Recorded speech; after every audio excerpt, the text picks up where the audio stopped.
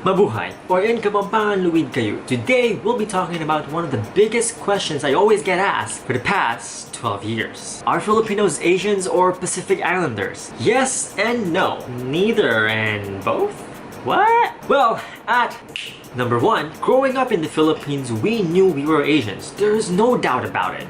We are Asians. But we also knew that we, or the Philippines, is an island country in the Pacific Ocean. The people of the Philippines understand this very well. However, moving here to the United States at a young age and going to school in Southern California, I was suddenly faced with this question. Are Filipinos Asians or Pacific Islanders? And no matter what I tell them, it seems to me that Filipino-Americans or people in the United States in general are confused about this. At first, I did not know why. Because at number 2, the Philippines is located in Southeast Asia. The Philippines is the founding member of the Association of Southeast Asian Nations. And we even once hosted the Asian Games. And it is also home to the Asian Development Bank, the Asian version of the IMF and World Bank. Anyways, geopolitically, the Philippines is universally understood as being part of Asia, bordering the Pacific Ocean, just like the island nations of Japan, Indonesia, and Taiwan. At number 3, culturally, the people of what is now the Philippines have strong ties with our Asian neighbors and our distant Pacific Islander cousins. And as you may have noticed, present-day Filipino society also shares many things with the people in what is now considered as Latin America, or America Latina. And at number 4, historically, the islands that we now call the Philippines, along with the greater Southeast Asian region, have always been at the crossroads of great civilizations for thousands of years. So to our ancestors and to our huge family of nations today, both Asia and the Pacific is our home, our world. Both Asia and the Pacific is just one huge world. Plus, the Spanish colonization of the Philippines tied us even further with our brothers and sisters on the other side, on the other end of the Pacific Ocean, aka the Americas.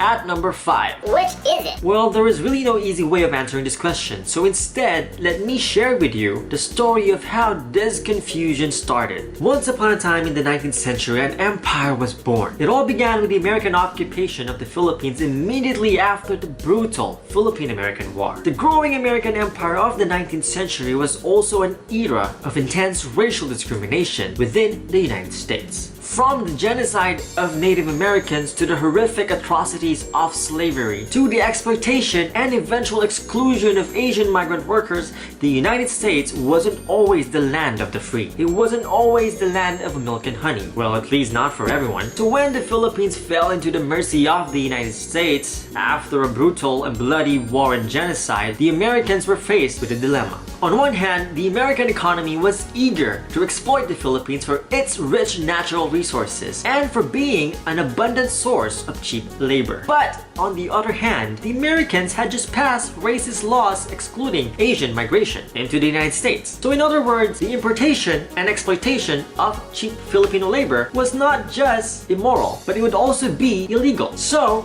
to avoid their own racist and discriminatory laws and for the purposes of economic expansion and exploitation, the American government reclassified Filipinos from being Asians to Pacific Islanders. And it was the beginning of the massive exploitation and exportation of Filipino labor that continues to this very day. But when the Philippines became independent, the American government once again placed Filipinos under Asians so that their migration to the United States would be extremely restricted and limited.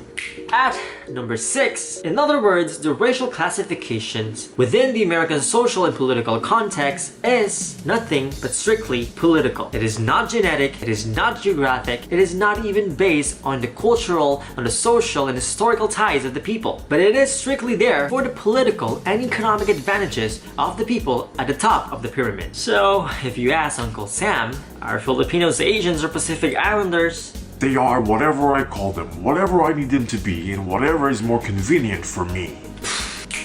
So at number 7, what's the answer to this question? Well, it is all up to you. You, me, all of us. Our identities are fluid, and we have the right and the power to claim and reclaim our chosen identities. We the people, have the right to define and redefine ourselves as long as we respect one another and as long as we do not engage in the oppression and exploitation of the others who may or may not be different from us. Just like what I always say, RESPECT is not a one-way street. So, to my fellow Filipinos, my fellow Filipino-Americans, and my fellow people of color here in the United States and across the seas, embrace who you are. Do not let the dominant narrative define who you are and limit your abilities. Learn more about your roots and appreciate its strength. We need to support each other and stand in solidarity with one another because our collective strength and resilience is the backbone that supports this world that we live in. Do not ever forget that, and don't let them tell you otherwise. You have the power to make a change, and do not be afraid to use that power and use it wisely. And as they say, united we stand, divided we fall, and we are only as strong as our weakest link.